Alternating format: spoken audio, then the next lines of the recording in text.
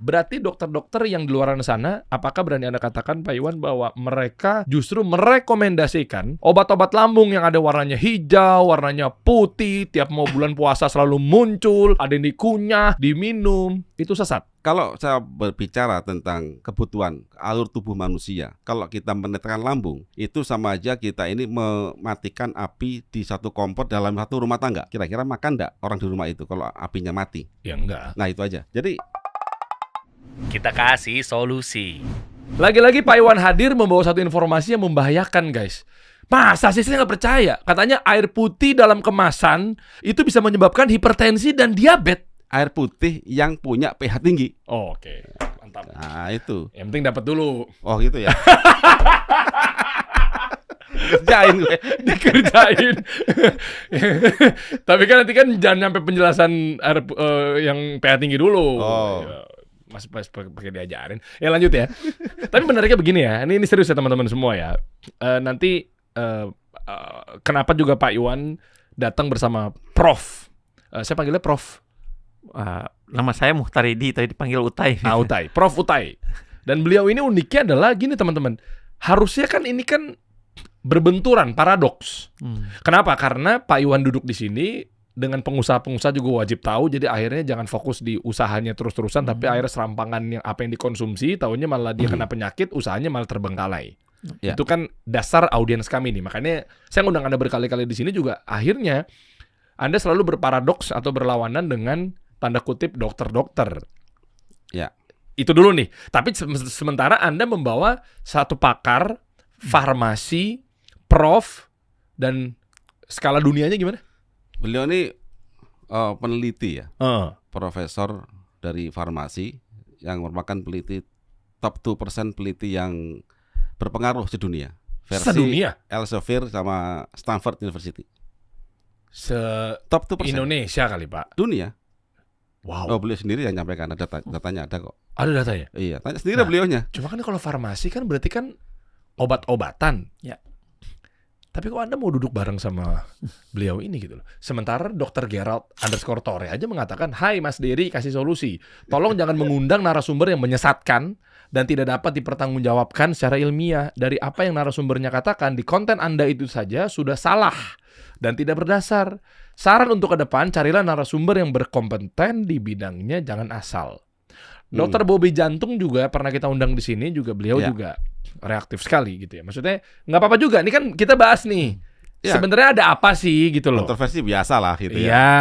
Halo Mas Dery, jika ada waktu bisa undang teman-teman dokter spesialis penyakit dalam konsultan endokrinologi yang ada pada Persatuan Dokter Endokrinologi Indonesia. _IG. Untuk lihat dari sisi lain POV dokter ahli yang memberikan obat. Kasihan kalau masyarakat tiba-tiba menstop obat-obat gulanya, tiba-tiba resiko serangan jantung, gangguan ginjal dan lain-lain akan meningkat akibat gula yang tak terkontrol. Waktu itu episode diabetes ya, yang kita kemarin kan bahas mengenai diabetes itu tidak bisa disembuhkan. Ya, itu salah satunya begitu. Wow. Tapi kita bisa sampaikan ya bisa sembuhkan. Karena sebenarnya Perkeni itu ada klausul ya. Selain Anda tahu Perkeni? Tahu lah. Kita juga dari Perkeni juga tahapan-tahapannya diabetes itu. Ada klausul yang memang jarang dibahas, diterapkan, yaitu tentang bagaimana memberikan asupan makanan yang benar. Loh, masa dokter-dokter nggak tahu asupan makanan benar? Bukan nggak tahu. Penerapan di pasien nggak ada. Gimana mengedukasi pasien?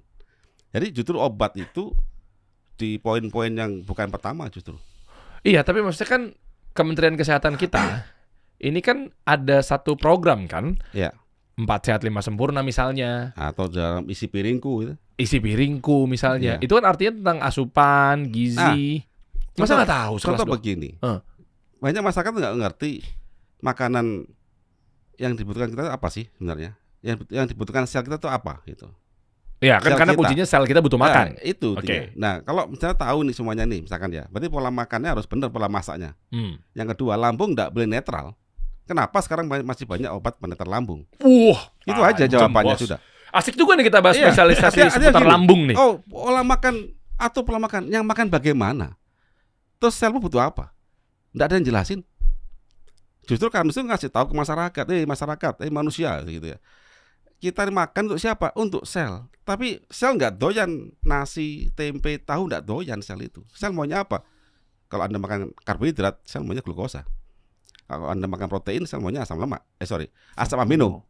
Kalau Anda makannya lemak, trigliserid, sel maunya asam lemak. Itu loh, tahapannya berbeda tahapannya itu. Itu yang diteliti Karnus.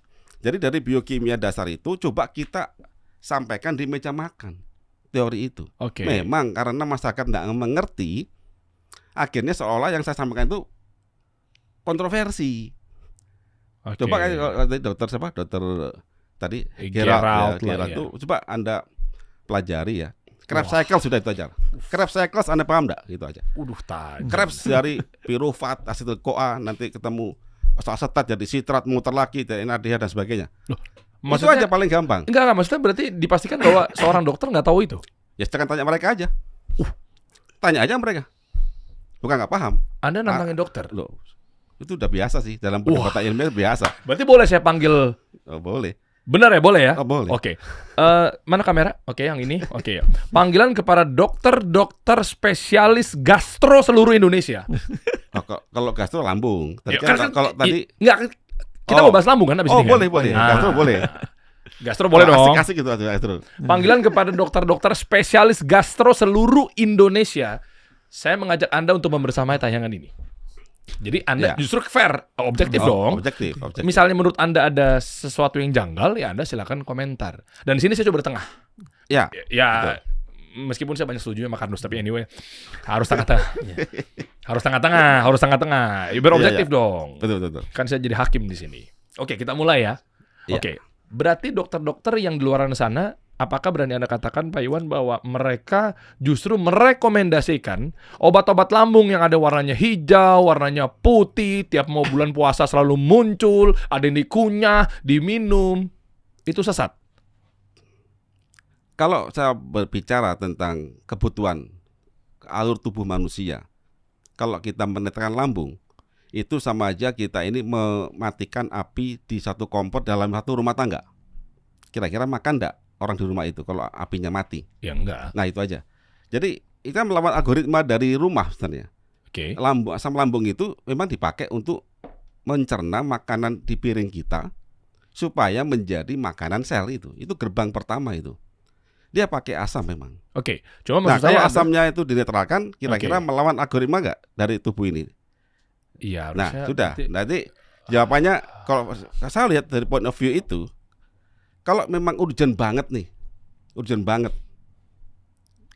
sakitan banget nih, mungkin cukup diberikan jangka pendek. Tapi harus ada langkah selanjutnya, membangun lambungnya. Nah, langkah ini belum ada di Indonesia. Akhirnya kan pasien akan tergantung terus sama obat itu. Makin lama kayak GERD, akhirnya ulcer, akhirnya sampai kalau penetral lambung kan asam lambung dinetralkan dengan obat-obat antasida pH-nya tinggi ya. Kalau itu nggak sembuh juga, nanti lambung itu disuruh tidak mengeluarkan asam lambung. Kayak PPI itu, proton pump inhibitor. Apaan tuh? Pusing. Jadi asam lambung itu, sel lambung itu bisa bikin asam. Iya, tahu. Kan? Untuk ngeluarin asam lambung dari sel lambung menuju ruangan lambung, gitu kan. Nah, itu kan ada butuh pompa lah itu. Sel itu punya pompa. Nah, pompanya dihambat. Akhirnya kan asam lambung nggak keluar ke ruangan lambung itu. Nah, kalau asam lambung nggak keluar, otomatis makanan masuk kan nggak dicerna. Akhirnya gimana? Ya sel kelaparan dong di sel tubuh kita ini. Akhirnya banyak penyakit yang lain. Ini tahan dulu ya. Nah, nanti penyakitnya ke arah mana apa segala macamnya nanti kita bahas. Kita ke Prof. Utai. Anda peneliti 2% ya? Top 2% nih. Top 2% yang berpengaruh sedunia. Sedunia. Berarti Anda farmasi juga. Tanda kutip yang mengkontrol obat-obatan masuk ke dokter-dokter yang akan dipakai sama dokter. Kan gara-gara Anda, dokter-dokter akan memberikan ke kami sebagai pasien. Pertanyaannya simpel. Dokter-dokter luar sana, ketika saya misalnya ada masalah pada lambung, dokter-dokter akan merekomendasikan nggak obat-obat buatan yang mungkin Anda teliti, yang warna hijau, putih, dikunyah, diminum? Pasti ke sana kan arahnya? Betul. Ya karena memang dokter itu harus ikut gold standar, SOP-nya kedokteran ya. Pasti obat yang diberikan sesuai standar atau SOP-nya. Misalnya kalau dia lambung, dia pasti dikasih antacid kan gitu. Misalnya tindakan pertama itu sesuai standar. Tapi yang mungkin salah nanti adalah masyarakat ketergantungan. Mungkin edukasi, ada masalah edukasi di masyarakat ketika dokter menyampaikan. Mungkin ini juga jadi jadi hikmah ya bagi dokter-dokter di Indonesia bahwa ketika kita menyampaikan edukasi itu harus benar-benar, karena masyarakat kadang-kadang jet lag dengan masalah itu. Nah, kebetulan saya bidangnya itu sebenarnya kimia medisinal, molekular farmakologi.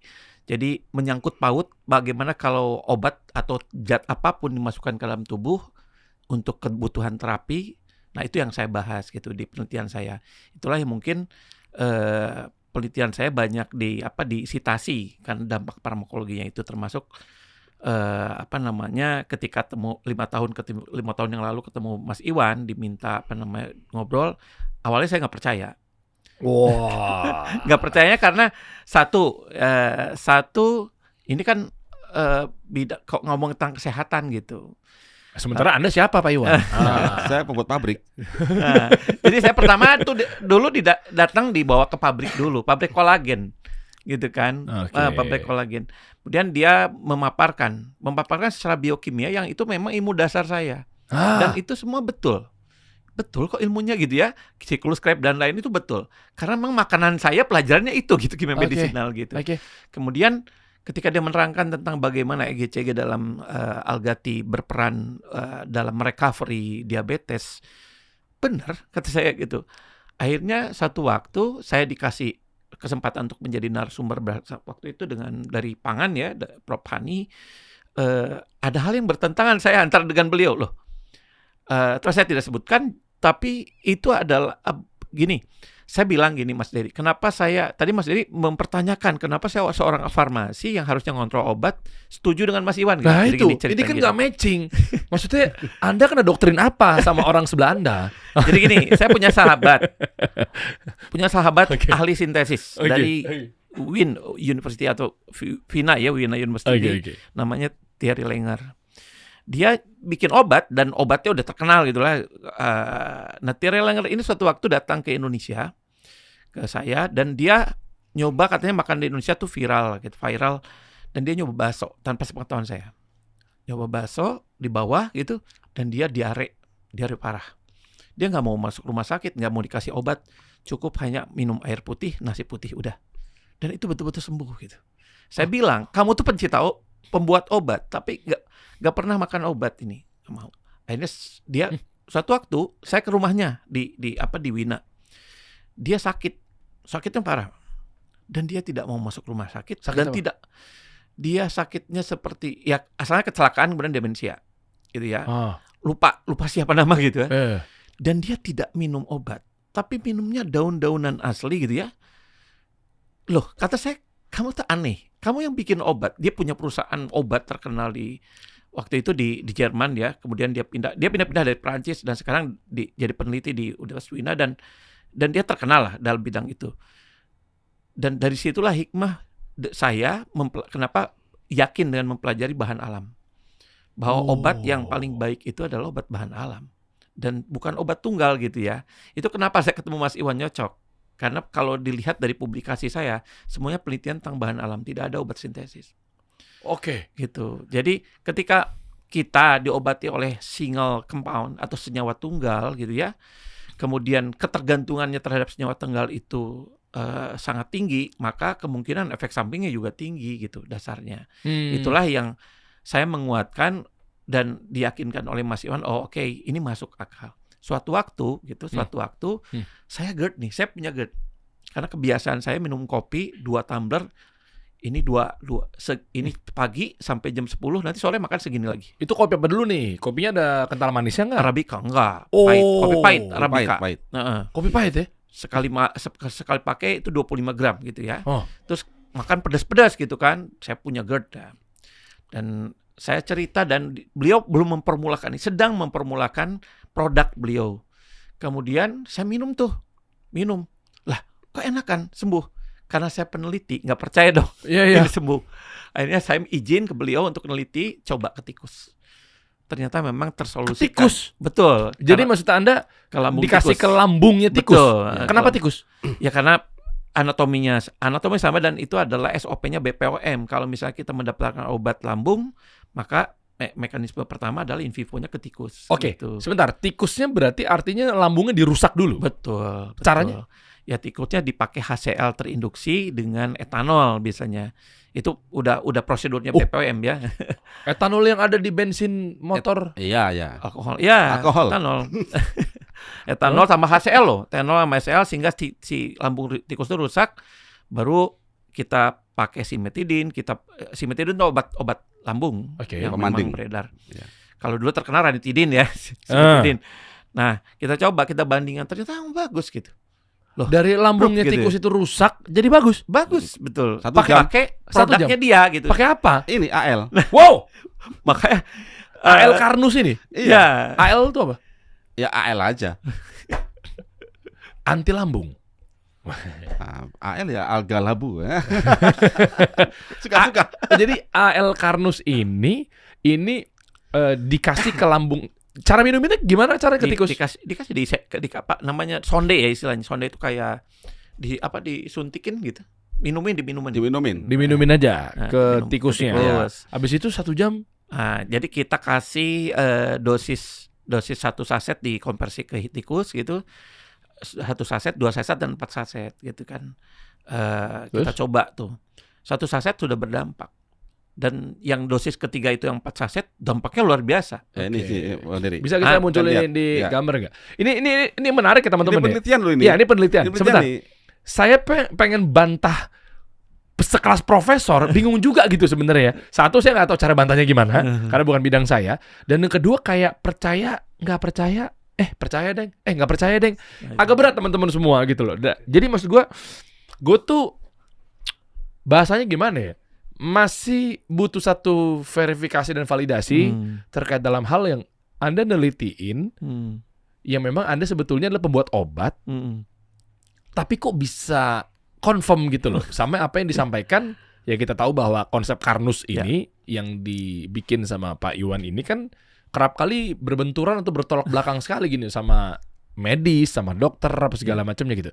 Tapi nanti kita bahas lagi teman-teman. Coba kita lihat dulu pembuktiannya. Hasil dari ini ungu ini artinya lambung tikus. Lambung tikus ini. Yang satu ini yang dari hasil Prof Mutaridi.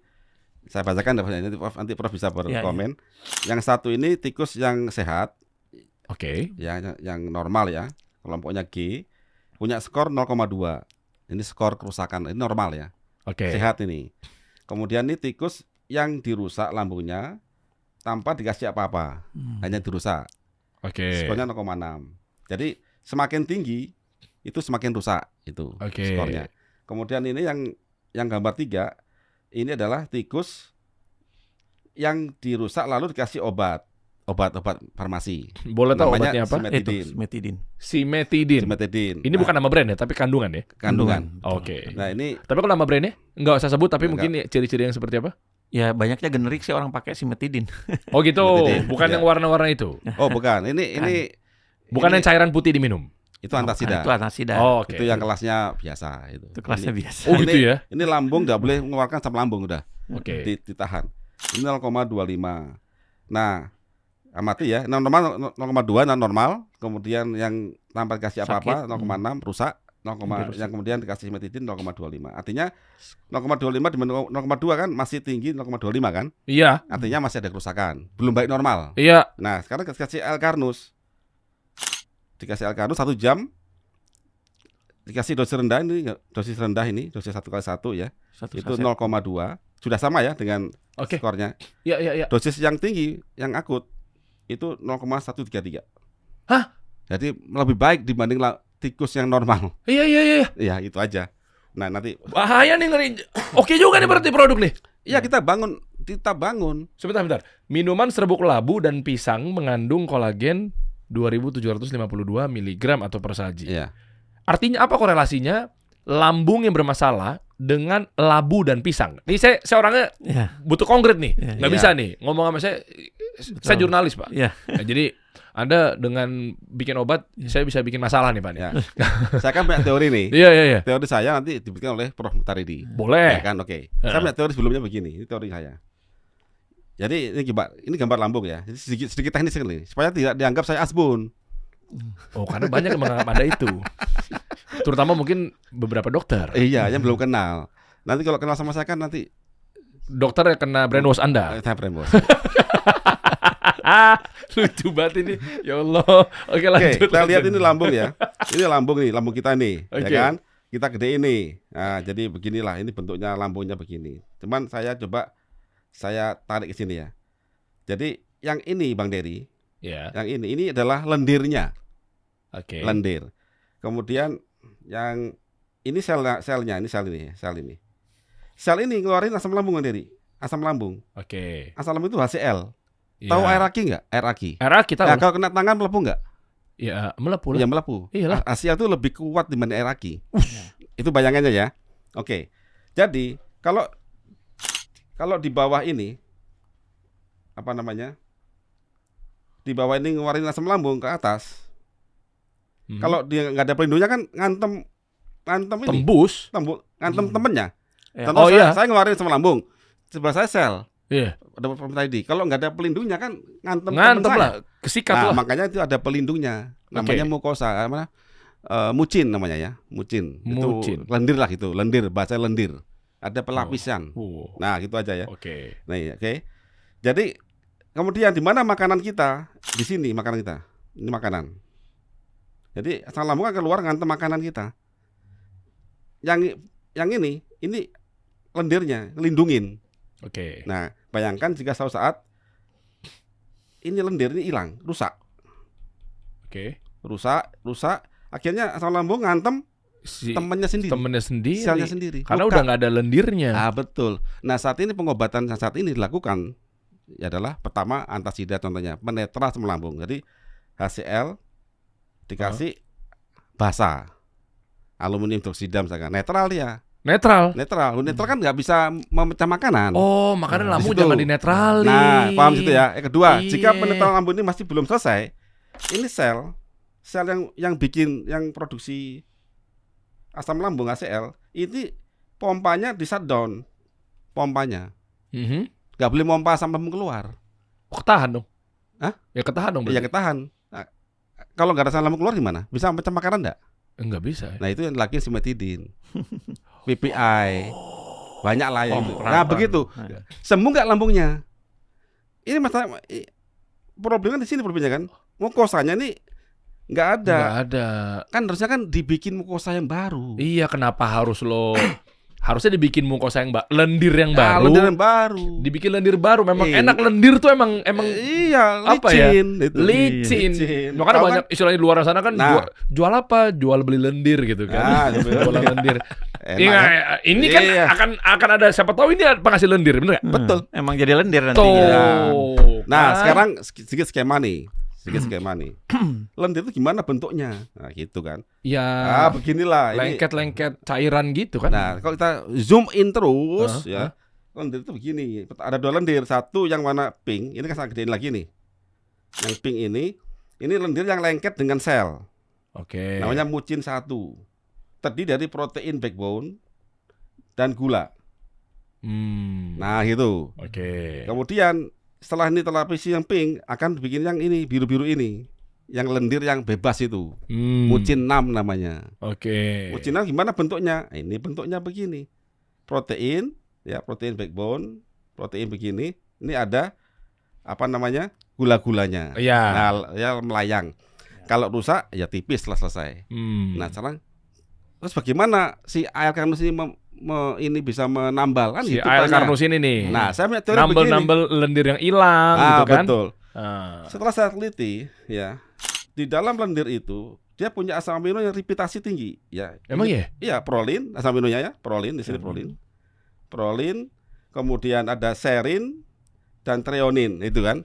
Oke. Ini akan dikawinkan dengan gula N-asetil glukosa atau galaktosa itu. Ini aja gula itu aja lah, Anda nggak usah pusing.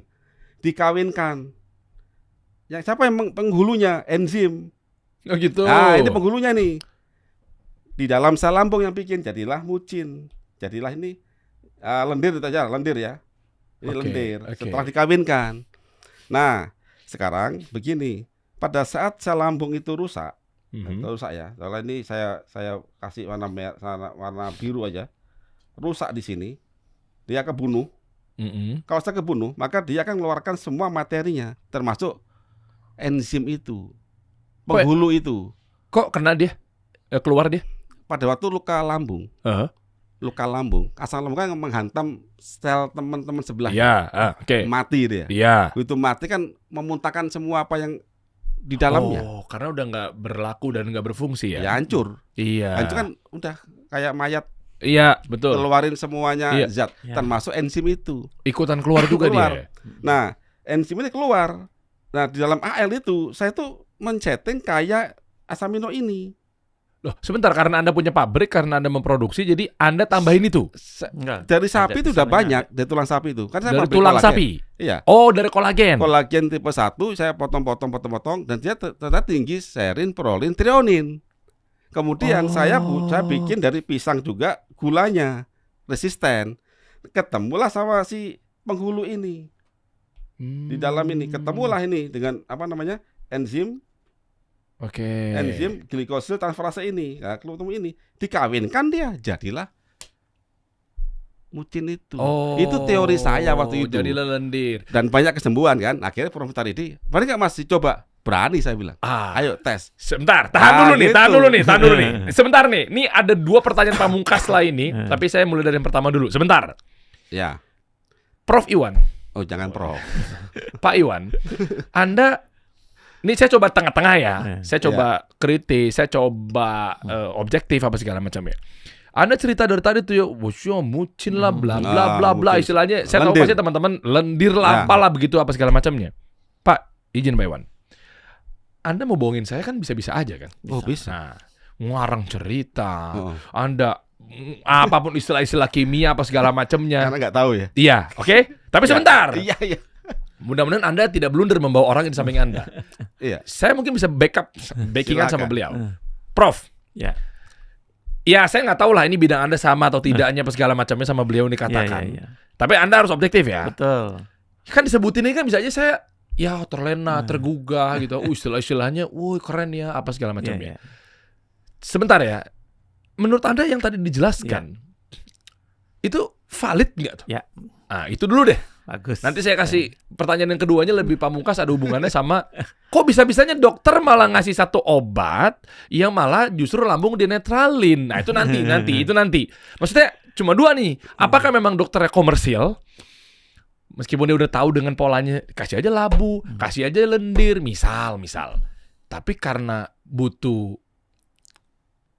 katana dan tiket jalan-jalan ke luar negeri, oknum dokter ini, ya sudahlah, gas aja komersial. Oke? Iya. Atau memang yang kedua, tipe dokternya ya memang dia belum tahu edukasi seperti ini. Itu kita bisa apa? Tidak ada hukum buat orang yang belum tahu. Tapi itu nanti ya. Yang pertama dulu tadi jawab. Silakan, Prof. Ya, gini. Ya, saya udah bilang tadi bahwa saya sebenarnya bidangnya molekuler farmakologi ke kanker. Oke. Penelitian saya banyak di kanker payudara dan ke molekuler farmakologi. Jadi saya ketemu Pak Iwan itu sebetulnya cerita tentang kanker payudaranya dulu. Ya, makanya masuk gitu. Nah, balik lagi ke sini. Apa yang diceritakan Pak Iwan sebenarnya mekanisme dari keluarnya HCl, gastrin, mungkin belum diceritakan aja tentang mekanisme LES atau low esophagus string. Gitu, nanti itu GERD ya. GERD. Itu udah benar gitu. Artinya memang exact benar. Makanya saya percaya sama beliau karena beliau menceritakan secara mekanisme. Saya nggak tahu apakah dia menceritakan ke dokter begitu ya. Gitu. Kalau mungkin dia menceritakan ke dokter secara molekuler farmakologi seperti ini mungkin paham. Oke, tapi menurut Anda kan buatin obat buat dokter nih. Ya. Menurut Anda dokter tahu nggak ini? Nah, itu masalahnya. Kalau misalnya dokter tahu dan diceritakan dengan baik secara biokimia, mungkin dokter akan paham dan saya pikir ikut gitu. Karena saya pun mengajak kolega saya yang dokter juga spesialis penyakit dalam untuk kanker tentang produknya Pak Iwan masuk akal. Kenapa? Karena diceritakannya secara molekuler farmakologi gitu. Tidak resisten, diceritakan tidak menakutkan, tidak ada stigma bahwa kayak kesana tuh ini mau menyikat kaum medis. Gitu. Jangan begitu dulu jangan langsung kayak begitu. Oh, oke. Terus kemudian inline sebenarnya. Oke. Nah, kemudian saya tanya ke Mas Iwan, mekanisme kimia bagaimana si bahan baku ini dia bisa mengobati atau mencegah bagaimana? Kemudian dia cerita nih, ya, sama ceritanya guys seperti ini. Dia mengambil senyawa kimia yang ada di sini, kemudian berinteraksi dan itu benar gitu. Misalnya reaksi Maillard yang memang menyebabkan diabetes itu sangat benar gitu, menyebabkan kanker itu sangat benar. Jadi tapi kalau misalnya kecap, ya sate memang, ayam pakai kecap menyebabkan kanker. Ya kalau memang masalah makanan ya diceritakan ke masyarakat pasti rame. Misalnya orang makan nasi goreng atau misalnya makan makanan Tionghoa kan kalau dimasak dia sampai apinya keluar dan itu penyebab kanker karena karsinogenik. Iya. Kan makanan yang hot plate. Iya. Iya, karena kan penyedapnya dibakar gitu. Tapi kalau diceritakan ke masyarakat awam pasti mereka tidak terima dan lain-lain, itu wajar. Tapi itulah tantangannya kita mengedukasi kesehatan. Gitu seperti itu. Nah, balik lagi ke sini gitu kan. Jadi setelah saya cerita itu Mas Iwan, kebetulan saya cari nih dasarnya Mas Iwan cerita itu benar nggak. Kemudian saya lihat ini yang EGCG ya kasusnya ya. Beliau cerita tentang EGCG atau EGCG di dalam teh hijau. EGCG itu galokatekin ya, epigalokatekin yang merupakan senyawa aktif yang ada di teh hijau. Teh hijau. Teh hijau. Dia fungsinya apa? Ya itu diabetes, diabetes dengan kanker. Jadi sebenarnya mekanisme semuanya sama. Jadi mekanisme kalau yang namanya penyakit metabolik itu sama sebetulnya. Ada proliferase, migrasi, kematian sel sama. Ini juga sama sebetulnya. Jadi sehingga kalau Mas Iwan menyatakan bahwa kalau lambungnya sembuh kemudian nanti akan sehat kepada diabetes, akan sehat pada kanker, ya mungkin karena memang mekanisme sama. Kemudian dia memperbaiki sel, gitu ya. Nah, kemudian saya cerita ini nih yang senyawa-senyawa kimia tadi, Mas Iwan menerangkan. Akhirnya saya cari nih Mas, karena saya masih belum percaya ceritanya waktu itu. Ternyata ada dong. Apa? Orang Jepang meneliti si teh hijau EGCG-nya diikatkan dengan kolagen dan efeknya persis. Dan dia teliti itu tahun Mas Iwan teliti tahun berapa? 2022. Kalau saya 2013. 2013. Dia publikasi 2019. Dianya? Iya. Apakah dia berarti ikutan kelasnya konsep? Nah, itu artinya logikanya kan itu akhirnya saya percaya di situ. Dan saya akhirnya begitu kuliah ke-1 ya, ngasih kuliah Karnus angkatan ke berapa ya? 11. Prof Uta juga member alumni. Iya. Beliau narasumber, ngasih kuliah waktu itu. Belajar juga lah tipis-tipis. Ngasih kuliah tentang kalau nggak salah dengan Prof Iris waktu itu ya. Untuk kuliah tentang bagaimana mekanisme EGCG dan kolagen mencegah kanker dan memperbaiki sel sesuai dengan peneliti Jepang dan ada lagi satu lagi peneliti Korea seperti itu. Beliau belum tahu waktu itu. Begitu mendengar, ini penelitian udah ada ya, kaget. Dan disitulah mungkin kenapa saya percaya dengan beliau. Ya akhirnya saya tantang beliau. Udah saya teliti secara in vivo itu maksudnya ke tikus ya. Bang Dery ya, si AL Karnus ini in vivo ke tikus gitu. Tapi bukan ini aja karena penelitian saya kanker ya. Produk-produk Mas Iwan tuh saya teliti di kanker. Iya. Selain AL Karnus ini, ada lagi. Iya. Banyak penelitian. Yang Algati, semua Algati, kolagennya diteliti dan itu punya aktivitas memperbaiki sel. Gitu. Bahaya, ngeri juga Anda nih, Prof Iwan. Tadi itu saya bikin teori tentang ikatan kompleks pada AT itu 2013. Terbuktikan 2019 ya Prof ya di Jepang. Kan sesuatu yang jauh sebenarnya. Tapi meskipun yang meneliti orang Jepang akhirnya publikasi mereka nggak apa-apa. Yang penting saya sudah berusaha membantu banyak masyarakat bahwa kita based on science sebenarnya. Cuman karena kita ini emang jauh dari akademisi waktu itu, ya saya nggak bicara publikasi. Nah sekarang ini lewat Prof Mutaridi mempublikasikan mulai sekarang. Kerangka berpikir kami di Karnus itu mulai ditulis begitu. Harapannya kan Indonesia sekali bisa lah sedikit show off lah itu, sedikit gitu. Kita kan meskipun katanya dijajah 3,5 abad gitu kan, masa kita inlander terus gitu kan? Masa inlander terus selamanya inlander? Sampai kapan gitu ya? Kapan? Ternyata penelitian saya 2013 saya bikin di Jepang terbit jurnalnya 2017 19 20 19. 2009. Ya, 6 telitinya tahun kan berarti 6 tahun 2019. iya 6 tahun berikutnya kan. publikasi 2022-an Oh iya? itu. Ya. Iya, 11 tahun. 11 tahun. Betul. Iya. Iya. 11 tahun. Padahal itu produk sudah jalan dan itu setelah akhirnya kita tahu ternyata dengan skema kita kompleks, dengan kita bisa menangkap inisiator oksidatif dengan dan melindungi gugus antioksidan dengan kolagen itu yang saya bikin itu, kita bisa banyak hal kita lakuin. Kunyit dimasukin ke liver misalkan, tahu caranya. Kalau kunyit tok diekstrak, kita bikin kunyit nih. Kan Prof tadi udah meliti, kunyit dikasih air saja, diekstrak, diminum, itu udah nggak efek itu. Kurkuminnya udah hilang. Nah, mak gue begitu dari dulu. Kasih sering. AT Carnus, itu pembawa dia. Pakai kolagen. Kok bisa? Bisa kita itu ada kata kompleksnya.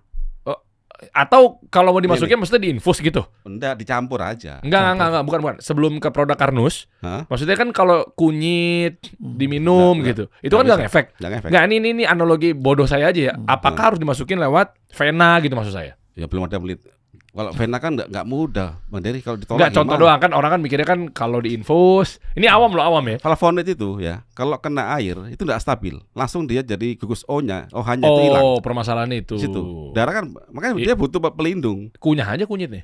Ya sama aja kena darah kan hilang juga. Oke. Ke target.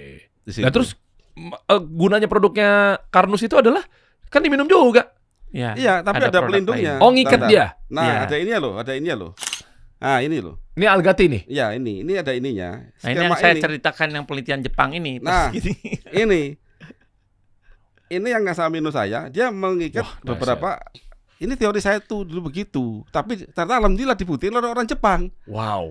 Kan meskipun boleh ada bangga sendiri. Iya, boleh aja, betul. Meskipun enggak publikasi enggak apa-apa. Iya. Jadi tapi saran saya ini buat teman-teman. Prof tadi, Mas Iwan, kita publikasi sendiri. Lewat siapa, Prof? Prof tadi ini mau publikasikan. Nanti banyak hal temuan kita. Ya pokoknya intinya teman-teman ya. Rumput laut banyak. Kita punya aset penelitian cukup banyak. Iya. Jadi kita udah tahu bahwa ternyata memang banyak manfaat sekali gitu ya dari produk-produknya AL Carnus apa segala macam. Jadi kalau misalnya teman-teman mau dapetin, sebenarnya dari obrolan yang asik ini bisa terjawab kan ketika lu coba cek aja deskripsi di bawah. Ini saya bantu ya. Kalau teman-teman misalnya mau coba beli produk-produknya Carnus, nggak cuma yang ini, tapi mungkin Algati apa segala macamnya, cek aja deskripsi di bawah gimana cara belinya. Tapi anyway, gini teman-teman, belum terjawab tentang dokter. Bukan saya ingin membenturkan tentang dokter lagi. Sukanya memang bentur-benturkan. Enggak, kan ini kan kita kan yang namanya stigma. Background saya juga jurnalis, podcaster, apapun itu bentuknya memang biar teman-teman clear. Jadi jangan sampai akhirnya nanti muncul-muncul ya meskipun itu haknya teman-teman semua ya untuk bilang kayak orang ini kosong otaknya, silakan aja. Cuma kan saya harus ilmiah nih, Prof. Nah, masalah yang tadi adalah terkait dokter. Anda masih ingat pertanyaan saya yang dua tadi? Apakah memang dokternya adalah sifatnya komersialitas? Nah, atau memang belum nyampe ilmunya atau beda bidang gitu? Memang zaman dulu sebelum undang-undang kesehatan ini ada untungnya ya undang-undang meskipun didemo oleh asosiasi profesi ya. Zaman dulu dokter edukasinya kurang tapi masih mengutamakan omset obatnya. Itu zaman dulu banget gitu ya. Sampai yang mungkin tadi bilang apa? Katana ya.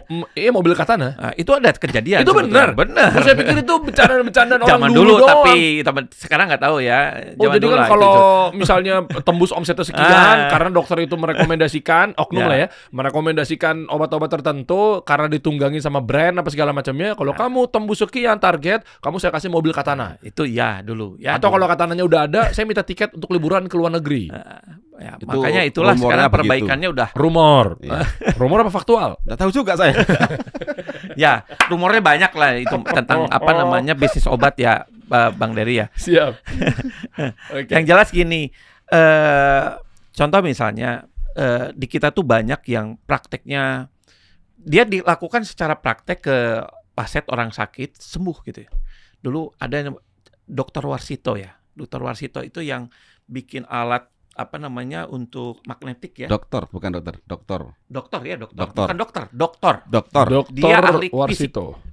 Ahli apa teknik fisika kalau nggak salah. Dia lulusan Jepang, kerja di NASA Amerika, balik lagi ke Indonesia tujuannya apa? Menyembuhkan kakaknya dengan menggunakan alat magnetik. Dia kakaknya sudah di kanker otak, karena saya diponis nggak bisa nggak bisa sembuh, tapi sembuh dengan itu. Dan akhirnya banyak pasien. Ya persis dengan beliau lah banyak pasien. Akhirnya harus izin di Kementerian Kesehatan lewat organisasi profesi dan dia dinyatakan dilarang praktek. Nah, menurut saya ya kalau zaman sekarang harusnya kebalik. Mending ini kan udah banyak nih yang sembuh-sembuh. Kenapa nggak diedukasi yang owner yang bisa sembuh-sembuh itu teliti gitu. Nah itu yang saya lakukan Mas Iwan. Mari kita teliti, buktikan. Karena cerita awalnya beliau datang ke saya itu tentang podcastnya telur ya kalau nggak salah. Tentang ada pecah telur. Salah satu ahli pangan gitu ya.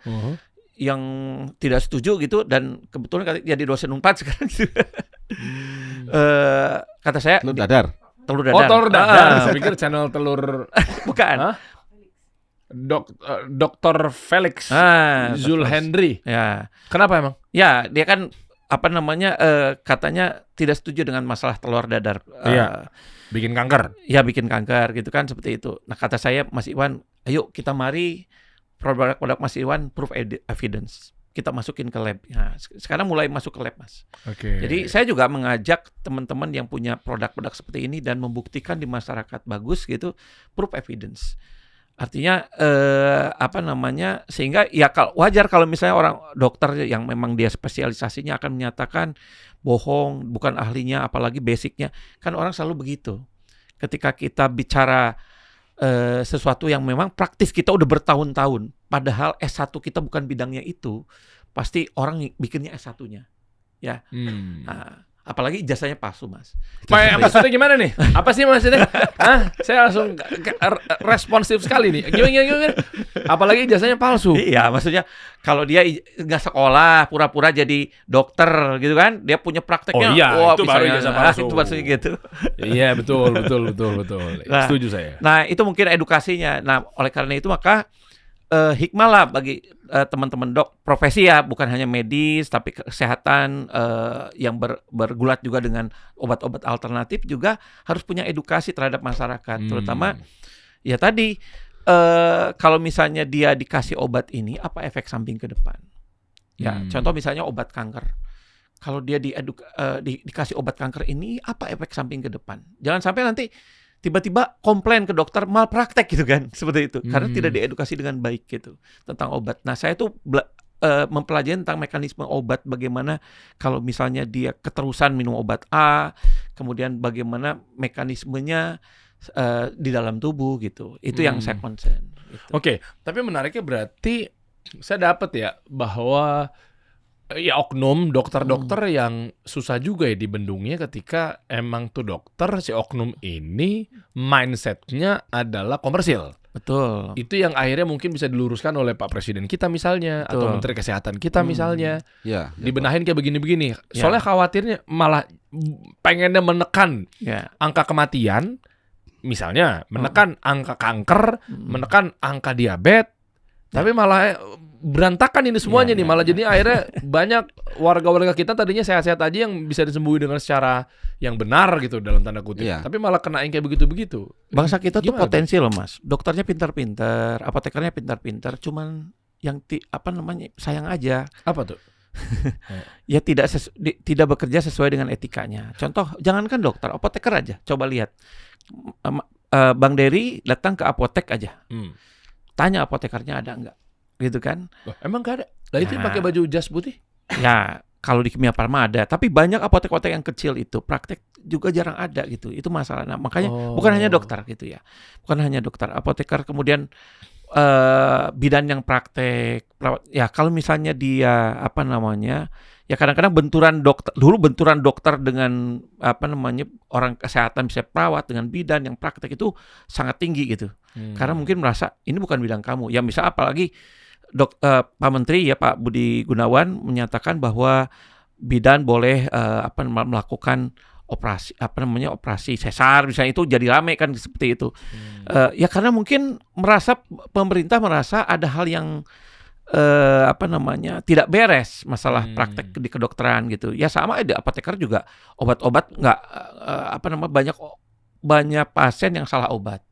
Dikasih misal contoh orang dikasih suppositoria gitu ya, obat suppositoria itu dimasukkan ke anus gitu, tapi nggak diedukasi dengan baik terhadap pasiennya. Ternyata si pasien dimakan gitu sih obat itu. Aduh, Nah itu kan kasusnya bahaya. banyak gitu Kan di mulutnya bawa masyarakat. anus. Mulutnya bawa anus. Enggak, maksudnya nggak nyambung kan jadinya ya. Iya. Nggak tahu. Nah itu kasusnya banyak gitu ya. Jadi edukasi itu perlu, dan saya yakin dengan transformasi kesehatan saat ini, Kementerian Kesehatan sudah mulai memperbaiki derajat kesehatan kita, gitu seperti itu. Saya yakin itu ya, termasuk dokter-dokter yang nakal, apoteker-apoteker yang nakal, atau nurse yang nakal itu mulai diperbaiki. Nah tapi menariknya gini Prof, kita coba kerucutin lagi mengenai komersial tadi ya. Betul. Kita konkret aja deh. Anggaplah memang orientasinya adalah komersial. Orientasinya adalah cuan. Orientasinya nggak dipungkirin bahwa ya duit. Betul. Itu dulu deh. Iya. Nah, tapi maksud saya masih ada kejanggalan di sini. Kan kalau memang misalnya cuannya dengan cara yang benar, cuannya dengan potensial benar-benar menyembuhkan, kan justru bukan itu lebih bagus. Betul. Nah, kenapa nggak begini? Dokter kolaborasi bareng sama produk-produknya konsep Karnus. Betul. Iya dong. Ini kita tujuannya, coba Pak Iwan, yang lambung tuh ini kan? Iya. Ya, oke ya. Nih, kita coba kita bedah di sini deh. Kita konkret aja deh. Ya, sebut saja nih oknum dokter lah. Misalnya dokter yang memang sebenarnya nggak perlu oknum juga, memang tujuannya kan memang menyembuhkan. Tugas Anda kan menyembuhkan kami, benar nggak ya? Iya. Poinnya. Jadi saya sebut saja dokter aja lah. Oke. Dokter, ada tipe dokter yang memang mindsetnya adalah cuan. Anggaplah kita benarkan. Duit. Saya mau keluar negeri, saya mau mobil Katana. Kalau zaman sekarang berarti Fortuner apa segala macamnya, terserah lah. Nah, ini kan ada dua produk nih. Yang satu, yang misalnya Anda salahkan, produk-produk yang dikunyah, warna hijau, tiap bulan Ramadan ada, yang itulah, yang fungsinya adalah dia menetralkan lambung. Ini jadi persoalan dong. Ya. Ya, jadi kalau misalnya Anda brandnya adalah fungsinya bukan ke sana, jangan baper lo. Oke ya, poinnya itu dulu nih. Nah, itu kan masalah nih. Iya. Kan logikanya kan lagi Anda masalahkan. Iya. Oke, dikasih lah, ditunggangin tuh dokter sama si produk ini. Oke kan? Kalau kamu achieve segini, kalau kamu target segini, saya kasih bonus. Anggaplah begitu. Tapi kan ujung-ujungnya kan sebenarnya simple. Dampaknya apa tuh? Ketika pasien dikasih sama tuh dokter yang ditunggangin sama tuh brand, salesnya, deal-dealan apa segala macamnya. Konkret aja, simple, satu kalimat aja. Dampaknya pasiennya akan gimana? Kalau itu benar, artinya Nah, ini ceritanya yang lambungnya dinetralin. Oh, netralin. Berarti efeknya apa? Efeknya ya pertama pasien akan merasakan tidak sakit, tapi jangka next lambungnya nggak sembuh. Lambungnya nggak sembuh ya? Nggak sembuh. Poinnya ya, berapa lama? Ya berarti kalau lambungnya nggak sembuh dia akan sakit lagi kan? Sakit lagi Oke, terus. simpel ya. Simpel ya. Berarti akhirnya jadi GERD tadi. jadi GERD. Jadi GERD nanti jadi macam udah. Oke. Nah, perlu endoskopi. Nanti kemana-mana. Nah, itu kan. Nah, berarti kan ini kan efeknya berarti kan dokternya tanda kutip gagal. Ikan simpelnya begitu. Iya kan, menyembuhkan. Nah, tidak menyembuhkan apa segala macamnya. Sementara orientasinya dia cuan. Logikanya kalau gagal, apakah ada repeat order? Nggak ada dong. Nah, ya kan gagal. Kan gagal apakah berarti saya tidak mau ke dokter itu lagi? Iya dong. Nah, logikanya kan berarti dia nggak dapat cuan lagi dong. Betul. Nah, oke kan, dapat ya? Kan gagal. Nah, kenapa nggak dokter tersebut kolaborasi sama obat yang benar? Obat yang benar. Anggap saja dalam hal ini adalah Karnus misalnya. Nah, ini kan efeknya ya contohlah kita benarkan misalnya. Saya pengen objektif di sini nih karena soalnya ini subjektif sekali, produknya produk Anda soalnya. Oke ya. Kenapa dibenarkan? Ketemu dokternya mindsetnya cuan. Pak Iwan bilang ke dokternya, "Dok, kalau misalnya lu cuan sekian, lu achieve sekian, lu target sekian, gua kasih mobil Katana. Gua kasih jalan-jalan ke luar negeri." Sama deh, kita samain aja. Efeknya? Ya, lambungnya membaik. Nah, sehat. Mulut ke mulut, marketing berjalan. Lah kan lebih cuan. Nah, mohon dijawab. Kenapa dia pilih yang itu? Maksud saya gitu.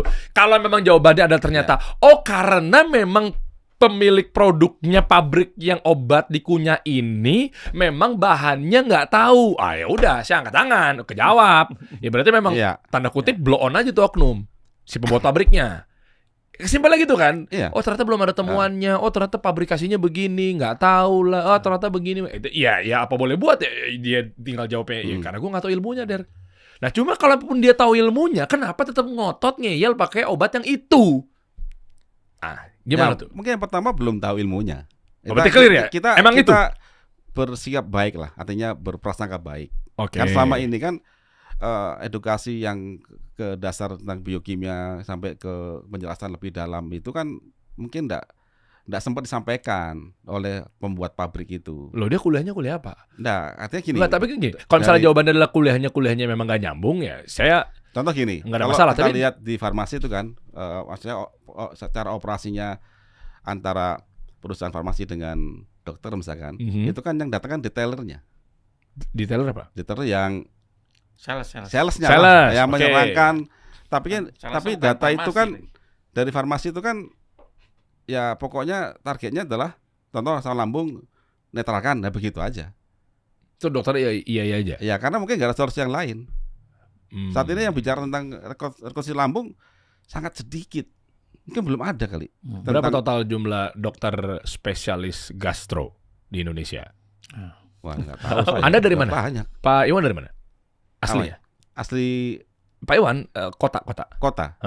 Sidoarjo. Sidoarjo itu berarti Surabaya. Nah, Sidoarjo dekat Surabaya lah. Oke, apakah ada dokter spesialis gastro di Surabaya yang memang wawasannya adalah serupa dengan Anda?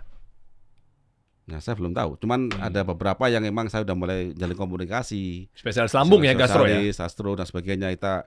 Kita diskusi gitu-gitu. Udah mulai ada sekarang kita ini. Berarti kesimpulannya adalah Prof. Utai, berarti memang dokter itu sebetulnya kalau di fakultas kedokteran itu dengan penjelasan tadi, dalam hal ini lambung aja kita bahas ya, berarti ya, spesialis gastro. Begitu ngambil spesialis, dipastikan, saya minta konfirmasinya nih, dipastikan nggak dapat materi itu tentang yang tadi nutrisi. Kalau tentang nutrisi ya jelas nggak dapat. Kalau misalnya nutrisi ya. Berarti saya juga bisa ngomong apa kalau memang ternyata dokter juga nggak dapat nutrisi edukasinya. Iya. Nah, berarti yang dapat nutrisinya tentang edukasi nutrisi siapa? Edukasi nutrisi ya. Siapa? Apoteker. Jurusan apa? Maksudnya gini, yang lemah di di pendidikan kita mau kesehatan kedokteran itu adalah yaitu tadi mekanisme molekular farmakologi. Bagaimana si obat ketika diterapi ya, bagaimana kita memperbaiki sel yang rusak gitu. Bagaimana efek samping obat seperti itu. Ya, tapi maksud saya berarti artinya ini saya agak tajam lagi di sini. Berarti ada yang salah sama polanya dong di negara kita. Contoh, ya harusnya nutrisionis dong. Begini. Nah ini bikin kurikulum siapa? Ya nggak tahu saya. Masa dong sampai ke siapa yang bikin kurikulum sedunia ini siapa? WHO. Ya, tanyakan dari bergoyang. Orang pangan itu harusnya tahu tentang apa kebutuhan sel manusia. Saya pernah membuat skema begini. Analogi ini ya. Jika saya membuat pabrik produksi mobil, saya taruh Indonesia. Maka ada dua hal penting yang harus saya sampaikan di Indonesia. Yang pertama adalah penyedia sarana untuk mobil, bensinnya, bahan bakarnya, olinya, ya kan? Iyalah. Maksudnya ya. Kedua bengkelnya. Ya iyalah. Oke. Bengkel dan penyedia sarana tadi harus tunduk sama aturan saya dong. Mau saya bikin mobil kok. Kalau saya pakai turbo misalkan, mintanya RON 98 misalkan, ada nggak? Oh ada, ya sudah. Itu. Terus gimana bengkelnya? Ikuti aturan saya. Jalan nggak mobil itu? Aman nggak? Ya, aman. Aman. Sekarang manusia lahir di dunia, kan juga butuh dua manusia yang akan bertindak sebagai satu bengkel, satu penyedia pangannya. Iya. Keduanya tunduk kepada siapa? Algoritma Tuhan. Manusia suruh berpikir. Ya Allah Subhanahu wa Ta'ala. Kan? Kita baca biokimia dasar, kita bisa belajar kimia organik. Di situ manusia, oh iya, kalau saya orang pangan, saya harus tahu dong apa kebutuhan sel saya, gimana tahapan dari piring saya sampai ke sel saya. Terus di piring saya ini bagaimana supaya masakannya ini tidak bisa lancar diterima oleh sel saya. Contoh paling gampang lah. Kalau sampai gula merah ketemu sama protein dipanaskan, Maillard ya. Ini nggak akan masuk ke dalam sel, akan jadi masalah di dalam darah, akan terbakar dalam darah, jadi plak, jadi kanker, macam-macam. Oh berarti kan orang pangan harus tahu makanan yang ini edukasi begini. Berarti pemilik restoran iga bakar madu sama ayam bakar madu itu ya nggak tahu dia bahaya, dia bisa produknya bisa menyebabkan kanker. Iya, kalau orang nggak tahu kan orang makan terus. Oh nggak apa ini sehat kan gitu. Karena orang nggak ngerti gitu loh. Contoh itu. Nah yang kedua, sekarang orang pangan kalau kita bicara tentang biokimia atau kimia organik itu mata kuliah yang paling dibenci itu. Kenapa? Ya emang sulit emang. Sulit itu. Orang itu nggak akan paham tentang kimia organik kalau dia nggak paham tentang kimia dasar. Kimia dasar nggak akan paham kalau dia nggak paham tentang fisika dasar. Kemudian masuk ke kuantum, baru dia akan paham tuh kimia organik. Itu tahapannya begitu. Nah sekarang kedua departemen ini, departemen pangan ya, lagi departemen tentang kesehatan lah, entah itu dokter, entah itu perawat, entah siapa. Ini kan mandatori harus paham dulu tentang kimia organik. Nah, itu maksud saya. Ini tuh putus di situ. Itu maksud saya. Makanya tadi saya langsung agak tajam nih. Begitu putus. Iya. Kalau begitu siapa nih yang kira-kira yang salah bikin kurikulum ini? Nah, cerita itu aja. Kok kita sampai ini kok dibikin tanda kutip kok bodoh gitu? Wow. Itu makanya kalau sengaja dibikin begitu. Betul. Nah, begitu Oleh elit. Global mungkin ya. Atau elit lokal nggak tahu lah. Terserah ngomongnya apa. Nah, makanya kalau banyak teman-teman dari ikut kuliah Karnus. Saya ikut kuliah Karnus. Pernah lah. Banyak kan, itu audien yang datang saya nggak banyak kenal loh. Saya nggak tahu backgroundnya apa. Tapi banyak dokter yang ikutan Anda. Ya tahunya setelah selesai acara baru beliau dokter, beliau dosen, beliau ini. Saya baru tahu. Kok dia belajar seorang dokter? Tobat dokter ya? Nggak tahu. Itu kan mereka datang sendiri. Nggak saya nanya. Kan? Datang sendiri. Bayangin saya memaparkan hal begini. Ini kan kayak sidang terbuka itu. Ujian terbuka. Saya yang datang. Karena saya sampaikan ini adalah satu yang mendasar. 18 kali saya sampaikan kuliah Karnus, belum ada tuh yang menyanggah. Kalau menyanggah Krebs cycle berarti dia harus membuat skema lain dong. Nah begitu. Berarti dia harus nanti dia dapat Nobel tuh orang itu. Anda sarkas juga ya. Loh iya. Jadi kalau ya nggak maksudnya berarti clear di sini nih. Akhirnya saya terpuaskan. Maksudnya tadi kan saya pikirkan kayak lah kan lu kan punya tanggung jawab di negara ini. Ya maaf ya, saya mention lagi ya. Misalnya Anda seorang dokter, Anda bertanggung jawab. Anda kan disumpah. Betul. Ya kan? Anda harus menyembuhkan saya. Anggaplah saya lah sebagai pasien. Cuma kok ada yang terputus edukasinya, mata kuliahnya, kurikulumnya, silabusnya, prodinya misal. Iya kan? Atau ya disusupin aja deh, misalnya nggak tahu lah, ubah lah di Kemendikbud lah apa segala macamnya. Ilmu pangan, nutrisi masukin dong misalnya. Terus dia bertanggung jawab lah, maksud saya kan kita pengen sembuh. Oh apa jangan-jangan? Tadi saya mikirnya begitu. Oh ya udah kalau gitu diganti aja yang praktek pakar nutrisi ya. Iya kan tujuannya yang penting terserah lah lu mau montir kayak, lu mau public speaker kayak, yang penting gue sembuh. Cilakannya. Misalnya begitu. Cilakannya yang mengklaim nutrisi pun mereka tuh nggak paham tentang hal kecil seperti Krebs cycle, nggak paham. Masa iya Pak? Pahamnya di textbook diapalin. Secara filosofinya itu kemana arahnya ke makanan ini yang putus kan nggak paham berarti. Berarti bukan salah fakultas kedokteran ya? Karena nggak ada materinya. Ini semuanya sudah, makanya saya bilang ini grand design. WHO. Ya mungkin nggak tahu juga. Ibu lah. Lu tadi kalau ada kamera ke istrinya Pak Iwan, mungkin tadi saya baca mimik kayak kamu jangan gitu ngomongnya. Dia paling takut ya. Beliau paling takut kalau gue udah bentur-bentur Pak Iwan sama sebuah lembaga. Saya berusaha objektif nih. Ya, objektif karena tadi saya waktu kuliah dulu, waktu saya diajarin tentang kimia dasar, kimia organik, ngapain sih belajar ini susah gitu. Terus saya bikin pabrik. Saya bikin pabrik pertama dan only one di Asia Tenggara loh. Wow. Saya buang jurnal dari semua peneliti membuat pabrik kolagen di dunia. Karena apakah di luar negeri pabrik kolagen itu di negara 4 musim. Karena tulang sapi, tulang babi, bahan bakunya itu harus direndam dengan asam. Temperaturnya 16 Celcius untuk mengambil kalsium fosfatnya. Gelatin. Ya gelatin kolagen itu. Kan tidak mungkin negara kita. Berapa suhunya di negara kita? Iya udah kan 25 derajat itu kan ya, tidak mungkin kan. Akhirnya saya buang semua jurnal itu. Saya kosongkan pikiran saya belajar tentang kimia dasar, percepatan reaksi kimia dan sebagainya. Dapat suhu ruang, saya 2 jam selesai proses itu. Bikin mesin sendiri, semua sendiri. Saya bilang begitu waktu itu saya 25 tahun usia saya itu. Bikin pabrik, gak punya uang, dan kemudian nanya sama, kalau ini gagal mati saya. Kalau misalkan Avogadro ini bohong, saya bilang gitu. Einstein bohong ini, selesai ini saya sudah gitu aja. Ternyata dia nggak bohong. Jadi fisikawan, kimiawan itu mereka hanya melihat, menulis.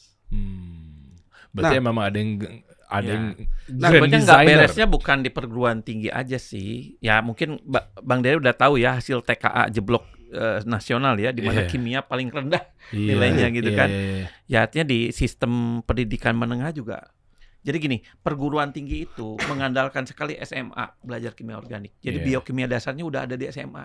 Sehingga di perguruan tingginya nggak belajar lagi gitu. Harusnya begitu? Nah, harusnya begitu. Tapi kenyataannya kan mereka nggak belajar. Kurang belajar lah isinya. Sehingga mereka dianggap tahu ketika masuk ke perguruan tinggi. Misalnya nih, prodi saya aja farmasi. Ketika masuk, dianggap biokimia udah tahu lah. Sehingga biokimianya advance. Padahal dasarnya siklus Krebs itu kan adanya di SMA. Itu berarti harusnya Menteri Pendidikannya. Nah, itu makanya. Harusnya begitu. Betul, makanya. Enggak, kenapa Anda ketawa, Pak? Enggak, makanya saya nanya. Ya, tapi Anda harus berbaik sangka, Pak. Anda nggak boleh suudzon. Siapa tahu Menteri Pendidikan saat itu memang lagi beli Chromebook untuk meneliti hal yang lebih tajam. Itu saya khawatir itu. Karena kan ada sistem-sistem internet di dalamnya yang betul. Anda jangan begitu, Pak. Siapa tahu di gawai-gawai gadget-gadget ini nggak ada sumber informasi terdalam, makanya kenapa pakai Chromebook? Jangan-jangan Chromebook ada penelitian lebih dalam. Nah, mungkin ya. Masalahnya tuh nggak semua daerah ada internetnya. Meskipun saya tuh orang awam tentang IT ya, tapi saya bisa pakai otak lah saya. Iya. Oh, berarti di situ sumbernya ya. Makanya mungkin Menteri Pendidikan sekarang Pak Abdul Muti mengadakan TK itu fungsinya itu mungkin untuk kembali menggeliatkan basic apa ilmu kimia dasar, fisika dasar. Oh, di situ ya? Iya, kemungkinan ya. Saya nggak tahu, yang jelas ya itu faktanya ketika diadakan TKA atau EBTANAS zaman saya dulu atau ujian nasional, hasilnya jeblok kan seperti itu. Ya itu bukti bahwa di perguruan tinggi kenapa ketika mereka lulus dasar-dasar biokimia, dasar-dasar fisika, dasar ilmunya Newton, Einstein itu rendah sekali karena di SMA juga rendah gitu. Tapi susah juga, Prof, kalau memang ternyata ada yang ngedesain. Ya mau ngapain? Mau dimasukin dari TK nih anak saya nih, yang nomor 3 Kairo namanya, TKA. Naik TKB mau dijejelin kimia, kalau ada yang nge-green design nih, misalnya contoh, ya susah juga. Pantesan Bill Gates semakin kaya ya. Itu. Makanya itu kita karena sudah begitu, sudah terdesain. Sekarang kita mau nggak ikutin desain itu? Ya sekarang kita harus menambah belajar sendiri. Saya dicap sebagai bukan dokter, ya nggak apa-apa. Ilmu itu memang saya bukan dokter, tapi ilmu kesehatan tuh hak milik semua orang. Itu dasar manusia itu kan kimia organik dasarnya, CHUNS itu, dan nanti ada beberapa mineral. Katanya sama, kovalen, ionik, hibridisasi. Jangan-jangan yang bicara itu nggak paham tentang kovalen kayak apa, hibridisasi gimana. Jangan-jangan itu nggak paham juga dia ngomong jeplak begitu. Ya, memang hak manusia sih. Kita kan sebagai mitigator ya. Jadi kita memang punya hak untuk anggap aja saya ini masyarakat awam yang tanda kutip protes. Kenapa kok dia nggak sembuh? Kenapa kok kanker nggak sembuh? Misalkan begitu. Kenapa banyak orang diabetes sekarang makin parah? Kenapa? Kok nggak ada kesembuhan? Bagaimana? Saya sebagai orang awam saya protes. Saya berhak dong, Prof ya. Iya berhak. Kita berdua kan bukan dokter nih, bukan kesehatan gitu. Boleh kan protes? Boleh aja. Ya akhirnya tangkutnya protes tuh, udahlah kita bahas sendiri aja lah. Kan bentuk kita protes itu kan kita belajar sendiri. Tidak menuntut enggak. Kita ini cuman oke lah kalau emang ini jawabannya sama-sama bahwa diabetes nggak sembuh. Aku pengen cara lain deh. Kita coba riset. Itu bentuk protes.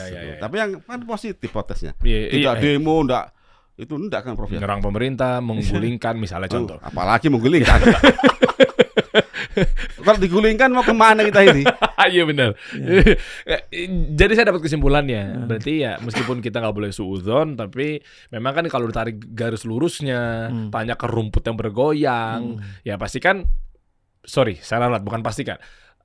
Siapa tahu memang WHO mendistribusikan obat-obat yang dimasukkan ke dalam Indonesia.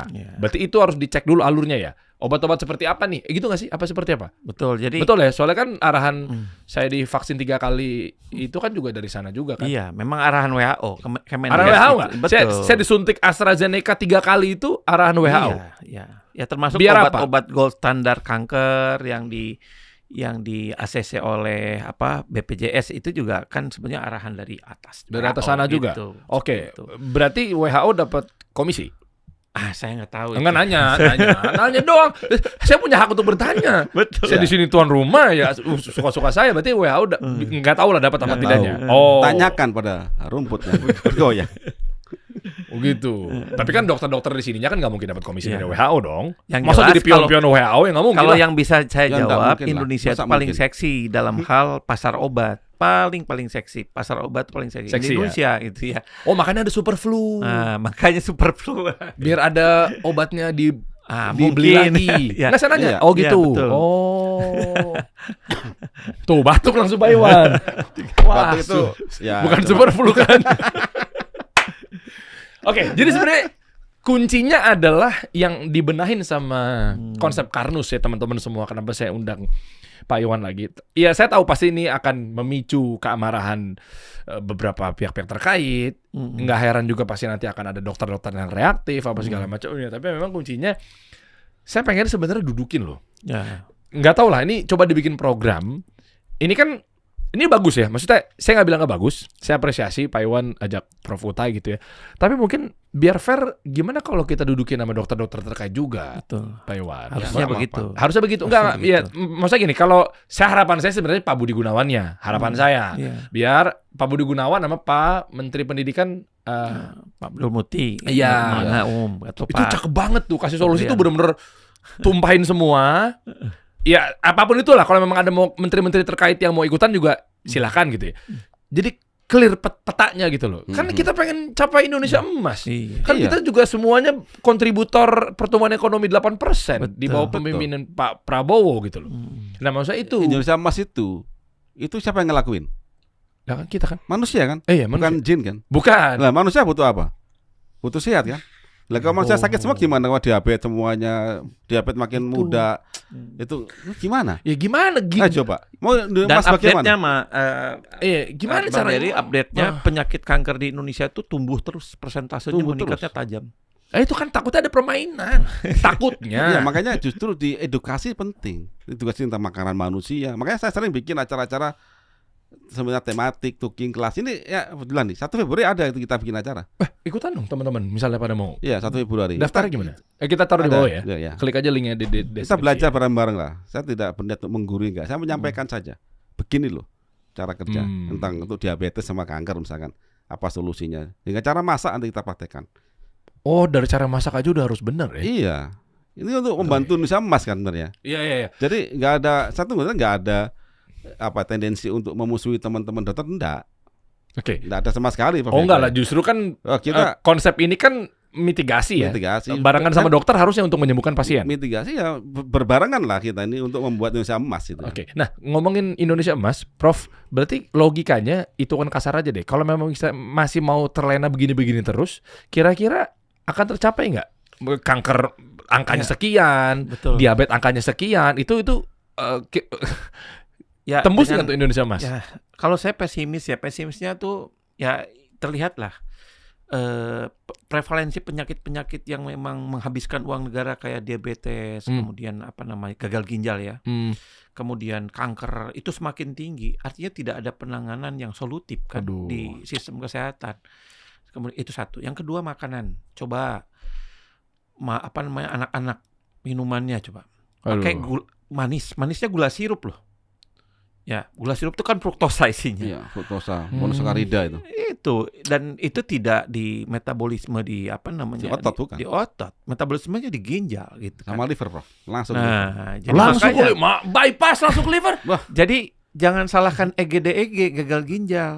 Tapi gaya makanan anak-anak juga yang harus dilihat. Nah, itu artinya orang nggak tahu gitu. Ya dia makanannya begitu, micin kan gitu. Terus ya cobalah gadar gulungan itu sudah ada MSG-nya, dibakar gitu seperti itu. Itu kan itu anak-anak yang dipakai gitu. Nah, itu edukasi cara masak, makanan anak-anak juga harus diperbaiki. Artinya saya pesimis kalau misalnya pemerintah tidak mensolusikan ini gitu. Ya jangan gitulah.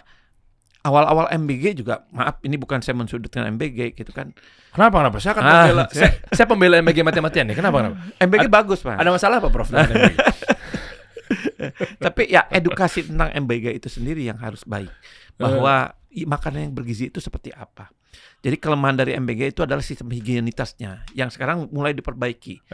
Karena sekarang perekrutannya masih alhamdulillah ya, nutrisionisnya sudah rekrut luar biasa, artinya ada perbaikan, itu bagus. Tapi kalau di awal tidak diperbaiki bahaya tuh, anak-anak tidak mencapai Indonesia Emas. Saya yakin maksudnya Pak Presiden itu MBG itu enggak mencapai Indonesia Emas. Tapi kalau dasar hidup orang ini tidak diperbaiki, maka Indonesia Emas nggak nyampe gitu, seperti itu. Ya misalnya jajanan anak SD aja, kalau misalnya kita tidak edukasi dengan baik ya begitu-gitu terus. Atau anak Gen Z, Gen milenial atau Alpha, minumannya boba dengan gula sirup dan lain-lain ya. Creamer. Creamer juga ya. Iya. Gitu. Dan susunya itu kan bukan susu murni, tapi susu campur dengan creamer itu tadi. Kental manis. Nah, orang mungkin akan menolak, wah creamer, ya tapi teorinya emang begitu. Waduh. Secara biokimia begitu gitu. Jadi karena saya ya tadi ya keahlian saya bilang itu, ya memang teorinya begitu, harus pahit gimana ya seperti itu. Apakah ini sebenarnya adalah Pak Iwan? Ini adalah agenda depopulasi biar banyak. Kenapa tanya ke saya? Gue kebaca lagi sama beliau sekarang, giliran udah yang pinggir-pinggir jurang. Lah kan saya cuma nanya, apakah ini agenda depopulasi biar akhirnya ntar bumi ini di restart gitu loh. Biar banyak yang naudzubillah ya meninggal apa segala macamnya gitu. Tuhan kan sudah menciptakan agenda depopulasi dengan COVID-19 kemarin sebenarnya. Kalau suatu produk itu sistem supportnya sengaja tanda kutip memang tidak dijalankan. Manusia kan butuh support untuk yang tentang makanan, produksi makanan seperti apa, jadi orang-orang ahli pangan lah, atau mahasiswa yang belajar pangan, gitu. Berarti satu grup yang fokus belajar itu, satu lagi grup tentang kesehatan bagi bengkelnya. Begitu dua-duanya ini ada lag di sistem pemahaman tubuh manusia dari hingga ke kimia dasarnya. Saat ini kita hanya bicara tentang gejala ini, ini begini di atas relasinya, tapi di dalam kenapa itu terjadi, ini yang lemah sekali. Saya kan sering diskusi nggak begitu. Saya di dunia pangan sekarang kita hanya bicara tentang TG saja begini aman, TG nggak bicara bentuk hidrogennya seperti apa, transisnya bagaimana, terus nanti di beta oksidasi di mitokondrianya. Ini untuk mereka yang tahu ya. Gak apa, Pandiri pusing saya. Gak apa. Ini untuk mereka yang tahu aja, yang audiensnya kan banyak tuh. Iya pasti ya di share ke sana. Ya, saya kan ke sana bicaranya. Nggak mikir, bentuknya TG ya, tapi kita nggak tahu. Dalamnya ini ada perubahan hidrogen jadi trans misalkan. Nanti di mitokondria beta oksidasi nggak ngenalin, akhirnya macet dalam darah. Emang nggak mati orang itu makan hari ini.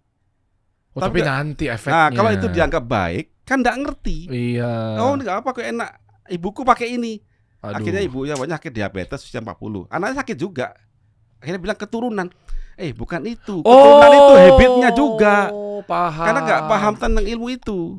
Gitu loh. Nah, ini sangat kompleks sekali. Makanya Karnus ini pengen membuat suatu monumen lah, peninggalan tanda kutip lah ya di dunia ini ya. Ini loh.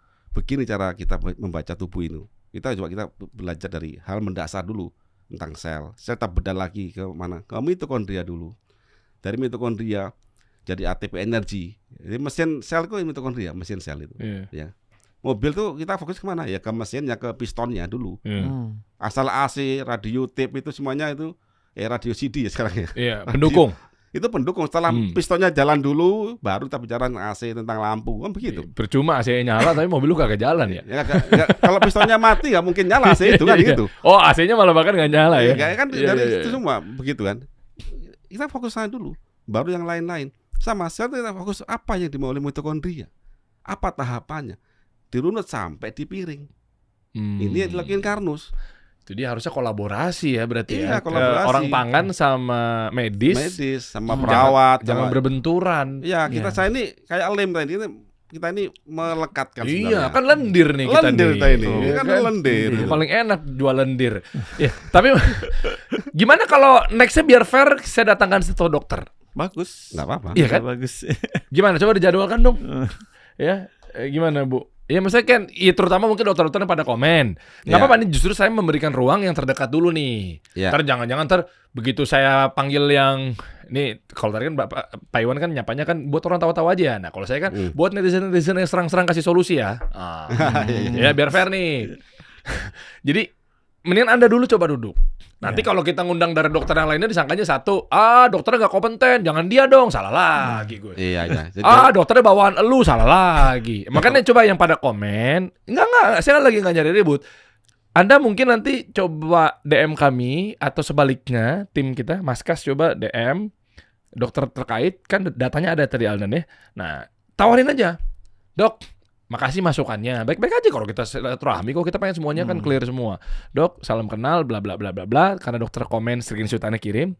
Saya mau ngundang Dok sama yang katanya Anda musuh masyarakat. Misalnya Pak Iwan dalam hal ini. Aku nggak bilang ketemu musuh masyarakat. Contoh, kan ini dari kasih solusi, contoh. Tapi nggak mungkin lah. Beliau kan nggak ngomong begitu dokternya, ya kan? Nggak mungkin lah. Ini bercanda. Tapi coba dudukin aja Dan. Tadi kan ada dokter. Siapa tadi? Yang pertama? Dokter Gerald, Dokter Bobby, nggak apa-apa. Gitu. Kita bareng-bareng. Sebenarnya di mana sih? Bukan debat ya, tapi kayak misalnya dokternya di sini. Nah, coba deh ngobrol. Kan saya juga tinggal ngopi doang nih. Tang tong, pada debat deh kan. Kan asik juga tuh. Ya, saya mau nimbrung juga nggak ngerti apa-apa juga. Misalnya medis, ya kan? Baru kita cari titik temunya. Ya harapannya sebenarnya Pak Menteri juga duduk sih.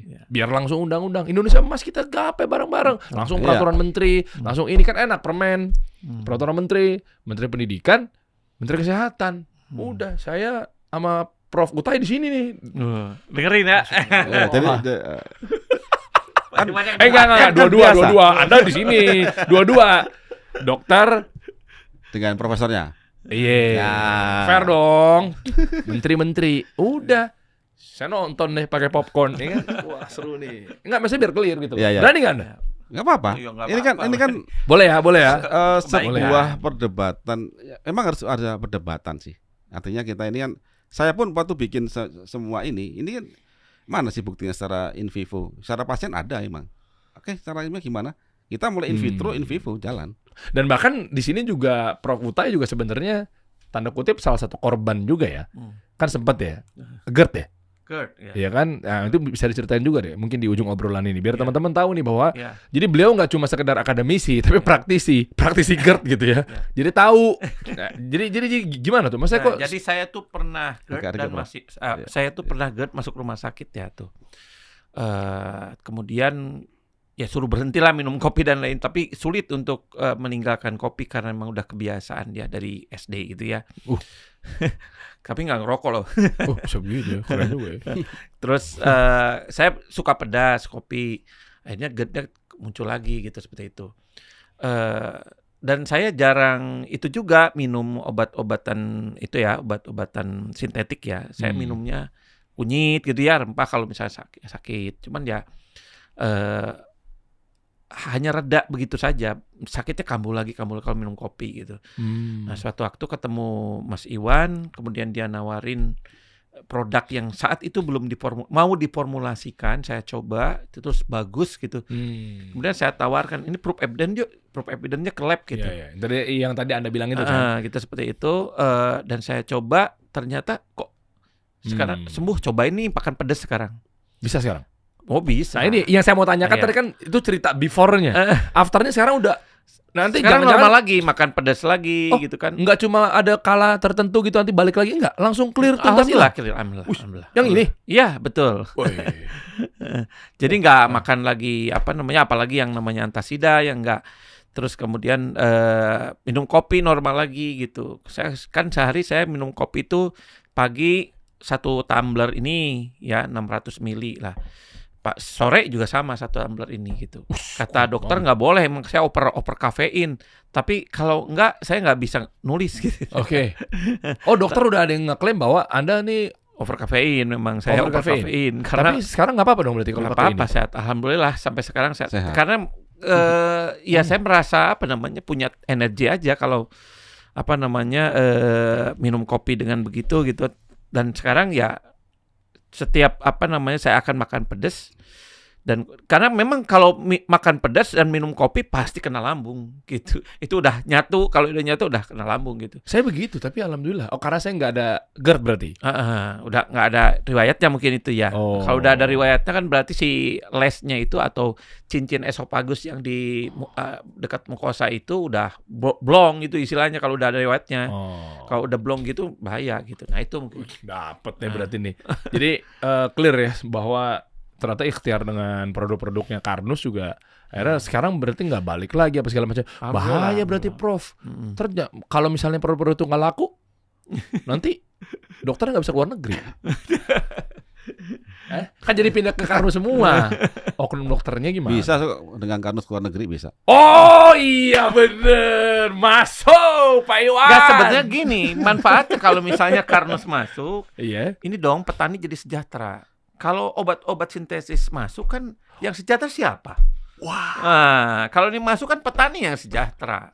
Karena beliau tahu sendiri petani-petani kami. Di belakang kami petani semua itu. Oh iya. Jadi ini labu ya. Iya, labu. Undang Pak Menteri Pertanian, Pak Amran. Jadi kami ini rame nih ntar nih di ruangan podcast nih. Jadi kita ini apa ya, satu untuk semua. Jadi satu itu CTV kali Anda. Enggak gitu, satu langkah. Satu kita memperbaiki masalah kesehatan, edukasi. Dan yang kita pakai produknya itu produk buatan dari tanah Ibu Pertiwi. Dari petani-petani itu kita bermitra. Ekonomi jadi, tumbuh nih. Jadi uang yang dari pasien tadi harusnya ke luar negeri, akhirnya ke Sikel Indonesia. Luar negeri itu maksud Anda WHO? Enggak, mayoritas obat itu kan impor. Impor ya? Patennya kan dari mereka. 95% itu bahan baku obat impor, Bang Dery. 95% itu impor bahan baku obat. Itu jadi manfaatnya kalau pemerintah mendukung produk-produk TKDN-nya tinggi, produk-produk TKDN-nya tinggi, ya. Misalnya bahan alam, ya sejahtera petani dan padat karya, swasembada pangan, asta cita. Petaninya itu jadi jadi lengkap ini. Jadi petani akan makmur. Kalau petani makmur, maka kita bisa swasembada beras. Karena petani mampu macul lagi. Ya kan petani kan diabetes gimana? Loh, petani diabetes, petani kanker. Siapa mau bertani? Nggak ada. Emang Bang Dery mau orang kota Jakarta mau masuk sawah? Kotor. Kotor, nggak berani. Jadi kuntet semua itu padi-padinya itu. Iya, masuk sembada. Iya. Yang ngelakuin itu manusia itu. Makanya kita ini misi saya itu misi di balik Karnus itu. Dan TKW jadi berkurang kan? Balik petani lagi. Iya, karena balik ke sini. Saya baru ke Indramayu, Bang Dery. Indramayu itu kan terkenal kan? Ingat film Pangku ya, itu betul-betul kenyataan di mana TKW banyak banget di sana. Kenapa? Karena gagal panen ya udah ke sana. Hilang aja para pemuda jadi petani. Nah, kalau petaninya sejahtera, maka pemuda itu akan membesarkan pertanian. Di pertanian di Indramayu itu, sawahnya sekarang udah dipakai bangunan. Kenapa? Karena pemudanya yang nani itu udah berkurang. TKW semua gitu. Itu iya. Karena Pak Amran datang ke Indramayu. Pak Amran, bos mantap. Keren, Indonesia nih dikit lagi nih guys. Ayo Pak Iwan. Maju Pak Iwan. Jadi dapil mana nih? Jadi di balik Karnus itu sebenarnya, entah Anda menghujat saya dan sebagainya, tapi saya itu ada misi kebangsaan sebenarnya. Wah, keren. Karena sejak awal lahir Karnus itu kebangsaan. Karena saya sangat cinta dengan para petani. Nah, petani sampai dimarginalkan. Pak Prabowo kan saya nggak tahu sekarang apa masih atau tidak gitu ya. Kan ketua, iya kan? Ketua umum ya, Syarikat asosiasi Syarikat Petani kan? Lupa sih. Iya kan? Ya pokoknya tentang asosiasi buat petani lah. Pak Prabowo ya sih? Tuh, ada irisannya. Berarti arahnya ke sana. Hidup Prabowo. Oh, hidup. Kan presiden kita. 2 periode. Oh, enggak, sorry. Enggak, sorry. Euforia aja, sorry. Nah, di balik itu memang itu misi saya emang. Misinya kamu kebangsaan saya begitu. Mantap. Jadi kalau saya sekedar jual beras, jual ini, nggak ada nilai tambahnya. Bagaimana kita bisa bermitra sama petani? Petani punya added value. Yes. Kita beli dengan harga yang pantas. Itu kan salah satu menteri ucapan Menteri Amran ya. Menteri Pertanian kan pengen gimana caranya milenial nih jadi petani. Betul. Mungkin ada yang gaji sekian apa segala macamnya gitu kan biar pada minat gitu loh. Makanya sekarang kenapa saya milih ke dunia kesehatan? Karena saya tahu bahwa obat itu mayoritas adalah impor bahan bakunya. 95%. Ya kan tadi Prof ya. Oke, saya targetkan saya harus bagaimana uang yang keluar ke luar negeri ini dan juga faktanya nggak sembuh ini masyarakat. Udah impor mah ya, kalau sembuh mah mending ya. Mending, ini malah jadi kagak sembuh ya? Nggak sembuh kan? Nah, faktanya kan diabetes nggak sembuh, masih tetap begitu. Wah, habis. Selesai kan? Oke, kita coba dari bahan lokal Indonesia, dari zamrud atau tulistiwa ini, kita coba buktikan bahwa dari tanah bumi pertiwi ini bisa membuat kesembuhan banyak penyakit. Dan itu sudah kita buktikan. Nah, nanti kalau orang berobat ke Jerman kemana-mana, nanti datang ke Indonesia. Kalau ingin sembuh diabetes ke Indonesia, cari siapa? Cari Karnus. Gitu. Karena di dalam Karnus, karena di balik Karnus itu adalah jamrud katulistiwa dari bumi pertiwi Indonesia. Mantap. Karena ente datang dulu, Belanda datang kan untuk cari apa? Rempah-rempah dulu ya.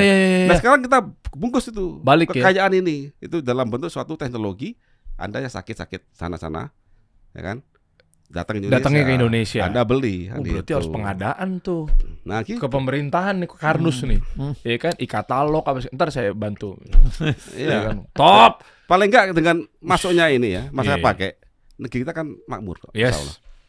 Apa? Karena ada effort untuk kesembuhan, ada edukasinya. Makin sembuh, makin sehat.